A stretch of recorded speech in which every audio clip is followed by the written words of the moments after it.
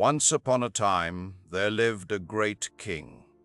In his kingdom stood a magnificent temple, so famous that people traveled from distant lands to worship there. Every morning, the king himself would visit the temple, offer prayers, and bow before the deity with great devotion.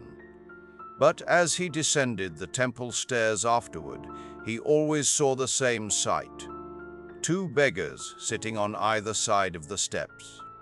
The beggar on the left would lift his hands and say, "Ah, O God, you've blessed the king with so much wealth. Please bless me with a little too." While the beggar on the right would say, "O king, God has given you so much. Please share a little with me too." The king heard these voices every single day. At first he ignored them. But one afternoon, as he sat in his royal chamber, a thought struck him. Interesting. Both ask for help, but in different ways. One, the other believes in mine. Smiling to himself, he called his minister. "Tomorrow," the king said, "I'm traveling outside the kingdom. The right side beggar always asks me for help. His faith lies in me, not in God. So while I'm away, help him in my name. Take a bowl of delicious sweet rice pudding and hide some gold coins at the bottom. Give it to him. His life will change forever." The minister was delighted by the king's idea. He prepared the cure, hid the coins beneath, and took it to the temple the next morning. He approached the right side beggar and said, "You always say, 'O king, share your blessings with me.'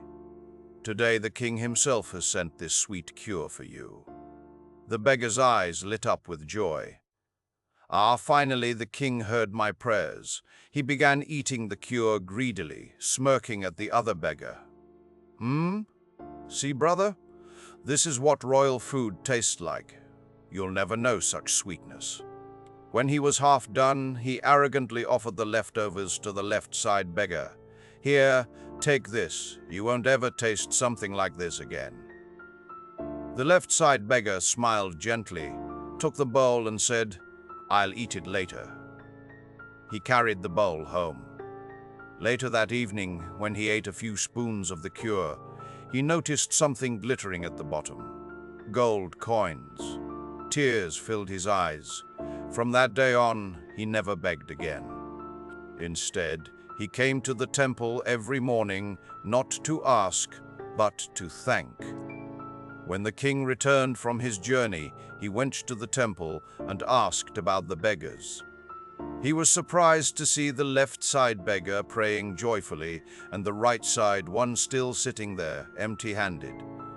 The king sighed and said, "You were right, my friend," turning to the right side beggar. "The other man always said, 'O God, bless me.' You said, 'O king, help me.' I sent the gift for you, but it reached the one whose faith was in God. What's meant for someone always finds its way to them. God's plan always finds its way. When He decides to bless you, no one can stop it. And when something isn't meant for you, no one can give it.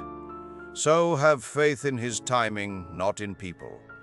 Because what's truly yours will always reach you, no matter how many twists life takes.